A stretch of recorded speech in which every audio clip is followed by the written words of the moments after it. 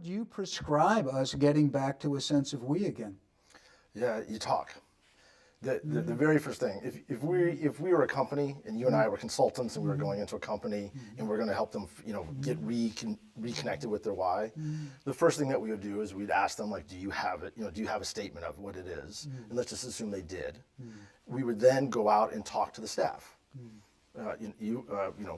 Workers, different levels of workers, all, how is this showing up? How is this not?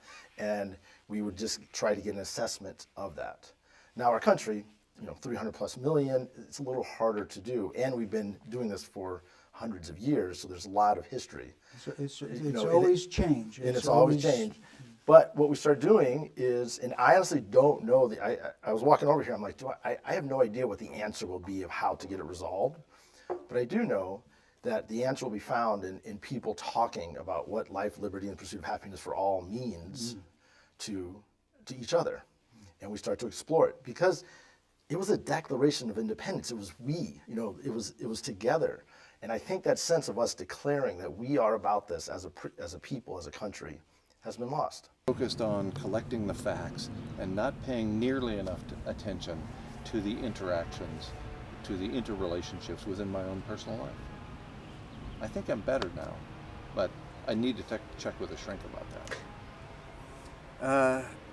Human therapy, earth therapy, it's a metaphorical, I think of the Wizard of Oz or Emerald City, where everybody gets repacked and gets awarded a medal for whatever courage we might actually have, or brains that we might actually have, and well, I think one thing we could do is pull back the curtain. Yeah.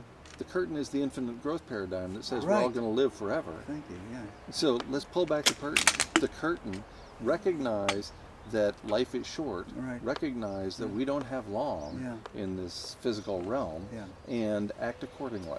Yeah. And for me, that acting accordingly means creating or maintaining the important relationships in my life. It's not about getting more stuff. He who has the most toys still dies. American poet Charles Bukowski said it best. We're all going to die. That alone should make us love each other, but it doesn't. He was right about that. Let's return to that notion that we're all going to die. We can study and study and study and get as much money in our bank accounts as we want, and does that matter? Meat products to the planet. They have gone as plastic free as they possibly can be. They don't drive. They are actively, and all of their friends are doing the same thing.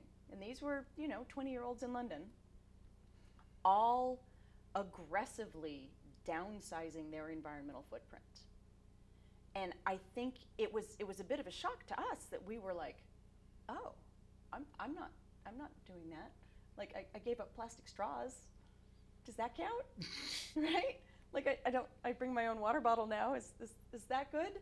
And it was a bit of a shock, and I kind of sat there and looked, and I was like, wow, that's a lot of pressure to take on yourself.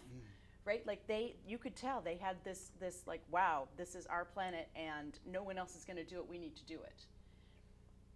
And it was also just, I This was got London? that sense was in London, and made me realize again that I skim across the surface of these things, and I do consider myself to be an environmentalist, but right, giving up straws is not enough. Corporation, or you give the power to the federal government. I think what this is trying to say, and maybe we're not reading it right, is that people in their communities should have more power to make more decisions about what happens in their own community. That's exactly what I'm saying. And that, I think, is the framework they're trying to set up here, is to give more power to the individual communities I misheard. who are most affected. I thought you were saying that they were not ones, they were being, they needed a voice because their voice wasn't heard through the corporations.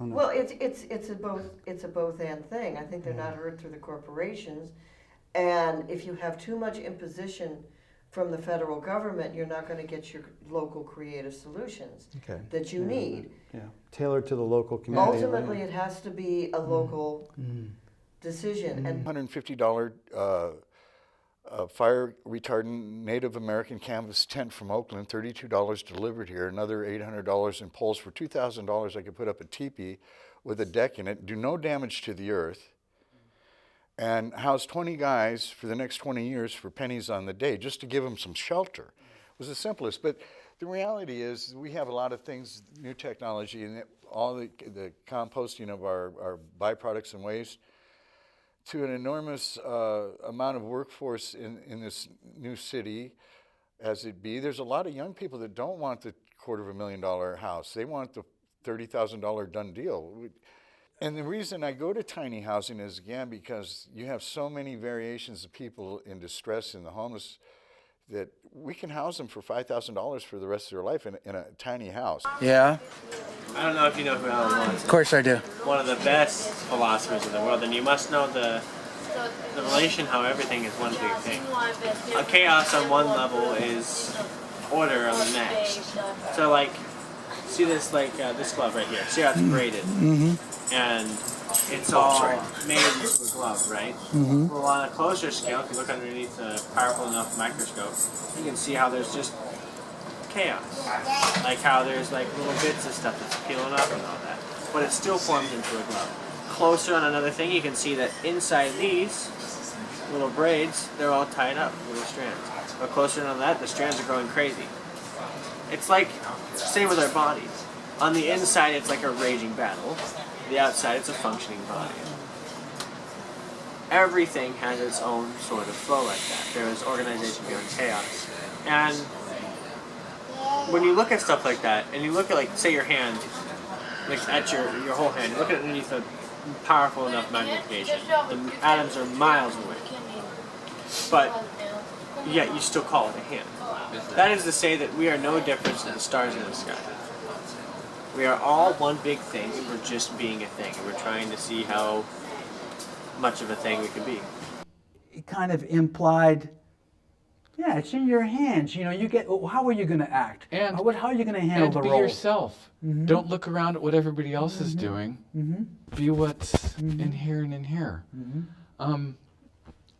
This world is heartbreaking. This world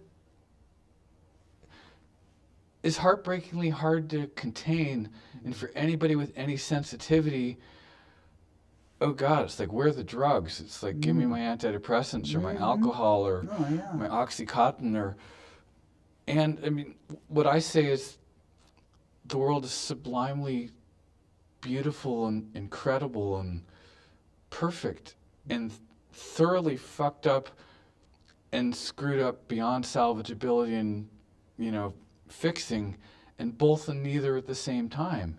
Coaching, you're about creating, you're about happiness. Like, look, it's happy. Let's create some happiness by knowing that my existence is helping, rather than right now it kind of feels like I'm hurting the world.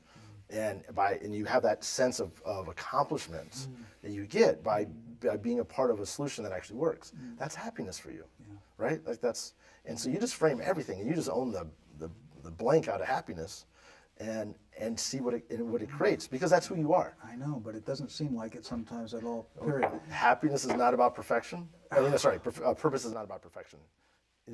I know it stumbles, but it's just